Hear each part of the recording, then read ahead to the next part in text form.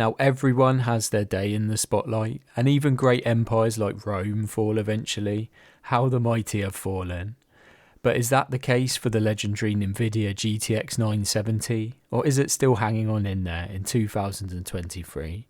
Well, let's find out. My name's Andy, and this is Andy's Tech, and this is a GTX 970, a gigabyte one to be precise.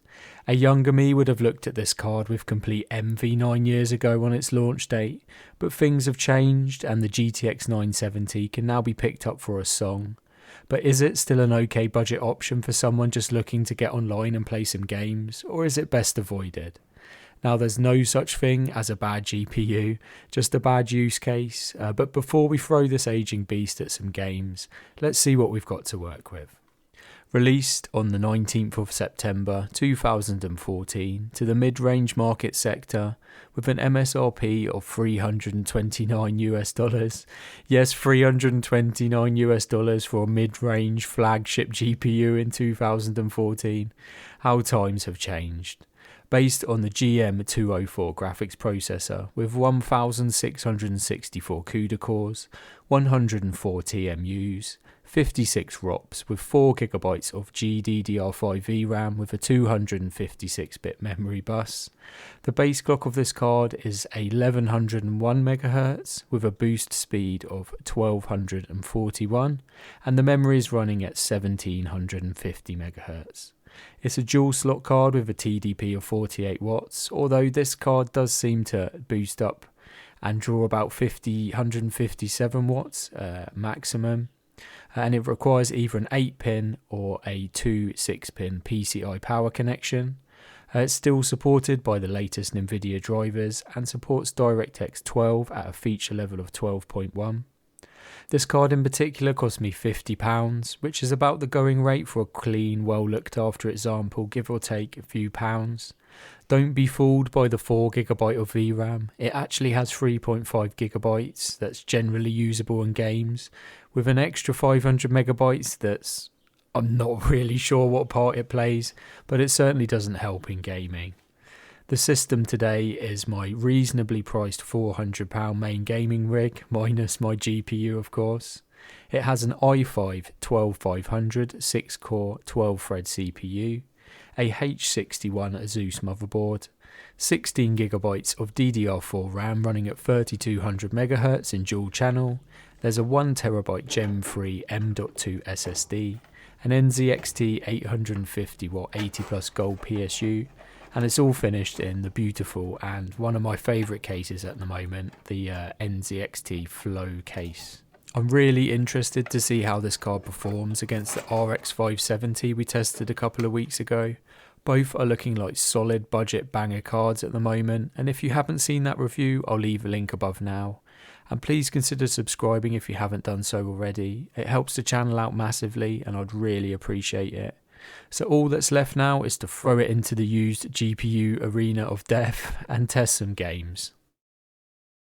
So first up today we have the new Call of Duty Modern Warfare 2, and we were running this at 1080p on the basic preset with FSR 2.1 quality, and we retrieved an average of 80 FPS with 1% lows of 61 and 0.1% lows of 53.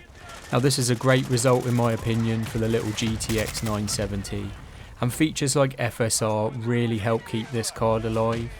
I wouldn't have any trouble playing this title at these settings and FPS, and you could even turn the settings up and achieve a closer to 60 FPS average, or even just run the game at native, but I can't really see any reason for that. So moving on to Days Gone, at 1080p medium settings at native resolution, we returned an average of 68 FPS, 1% lows of 45 and 0.1% lows of 25. Now Days Gone is a AAA title, it's a couple of years old now, but we still performed more than admirably here I would say. There was certainly nothing to complain about, even though the 0.1% were a little low. I mean, it is above 30 on the 1%, and I would have no trouble playing the title like this. It was pretty smooth from what I could tell, and I couldn't really notice the drops or stutters. You could, if you wanted to achieve not quite 60 experience, probably turn the settings up to high, but you are going to start to run into a VRAM limitation there. So this would be the recommended settings I would play this title on. Now, Dying Light was free a few days ago. I'm not sure if it's still free now. But I thought I would give it a go. I certainly didn't play it on release, and a free game is a free game. Now, this was the kind of bread and butter this card was made for, as this was still in the shops when this came out to PC. And it just goes to show, because we're running at 1080p high settings, and we had an average of 81, 0.1% of 60, so it chomped straight through this game. I mean, certainly older titles like this are going to be more than capable for the GTX970. Anything sort of 2018 previous, it's going to have no trouble achieving a 60 FPS average. So the theme continues with the Sons of the Forest. I don't know why all my games in my test bench are sort of apocalyptic or involve zombies, but it is what it is. It's quite a hard game to run Sons of the Forest, and it's particularly taxing on the CPU, but we had no trouble here. I mean, it wasn't the greatest experience. 1080p medium and low mix, just as I find this game looks pretty terrible when you just go for the low preset. An average of 44 FPS and 0.1% to 29, but the 0.1% was 6 here, and there were the odd noticeable drops. I mainly found that this was the case when running through the forest or run into a new area, and the game would have to render in a whole extra bit of forest, which seemed to cause this. But otherwise, just sort of generally playing the game, it wasn't a too bad experience, to be honest. I can play a game like Sons of the Forest at capped 30 FPS. That doesn't bother me at all. So that may be something to consider if you want to go and buy this game, if you have this card. But yeah, Sons of the Forest, more than playable in my opinion for the settings we chose today. Dropping into Warzone next. I'm still trying to get to grips with the new map here. I don't really know it yet, but I'm kind of going for the crispy benchmark run here, which seems to give a good sort of overall feel of the game. 1080p basic preset, the same as Modern Warfare 2, with FSR 2.1 set to quality. We achieved an average of 66 FPS, 0.1% of 37 and 0.1% of 30. Again, for a casual experience, this is more than acceptable in my opinion. The averages are above 60 and there wasn't any major drops, which we can see in the figures. I mean, considering the price of the card, if you just want to get online and play some Warzone, you know, and you're not too fussed about the highest settings in the world, again, for the price of the card, I would say this is a pretty good result. So Cyberpunk, aka Cyberbug 2077 next. And I've gone for 1080p medium settings here with FSR 2.1 quality again. And we achieved an average of 41 FPS with 1% of 30 and 0.1% of 15. Sometimes Cyberpunk, when the frames sort of get towards the 30 mark, it feels like quite chuggy. But it didn't seem too bad today. I certainly remember playing it on my GTX970 and it didn't really feel right. Although I had a lot of fun playing the game, and I guess beggars can't be choosers when you're sort of at this end of the market. But the game did run, and I would say it was playable.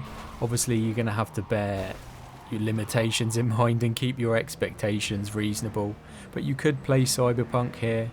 Just obviously you're not going to get a 60 FPS average. So the last game tested today is The Last of Us Part 1. Now this game has had a lot of flack since it's come out, but it's honestly improved quite a lot in my opinion. There's been some patches and it's certainly helped a bit. We were still struggling here today at 1080p low with FSR 2.1 set to quality again. We achieved an average of 39 FPS with 1% of 29 and 0.1% of 26. Now I did a minimum requirements build for this game and I used this exact card. It did struggle in my opinion.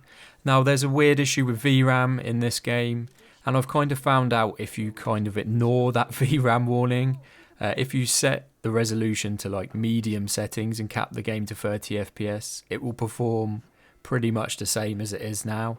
It doesn't really seem to affect it if you go over the VRAM. It certainly doesn't seem to cause stutters and stuff. So personally, in my opinion, I would just ignore the VRAM warning and just turn the textures up. And it does make the game look a lot better because the textures are just really bad at low settings. To be honest, the whole game looks really bad at low settings, especially if you're playing on anything bigger than like a 24-inch monitor. But it is playable, 39 FPS average. The game didn't crash, which is also quite amazing for this because it has a habit of doing that. But you know, it can still just about hold on in there with the latest AAA titles. But I think the next round of games to be released will honestly just tank this card. So Last of Us, yeah, playable in my opinion, just not the greatest experience. And again, if you are planning on playing games like this, just bear the limitations in mind, please. So is the aging beast that is the GTX 970 still holding on in there for 1080p gaming in 2023? Okay, so we didn't throw the typical Fortnite and Apex Legends esports titles in today. We all know this is a solid card for budget esports gaming, but the hard, top shelf stuff, it's debatable, and it really depends on your expectations and where you're coming from. Yes, there are obviously better options on the market, and this is for the guy in the comments that's going to tell me I should buy a 2060. Okay, fair point, but that's a £200 graphics card, and this is a £50 graphics card. I was honestly really impressed with the performance today, and if you're happy with medium settings and not quite 60 FPS in some titles, it's definitely a great choice if you've only got £50 to spend, and you don't want to go with Team Red, that is. So that brings us to the end of the video. Thank you for taking a look at this Team Green Classic today. I'd love to know your thoughts down below.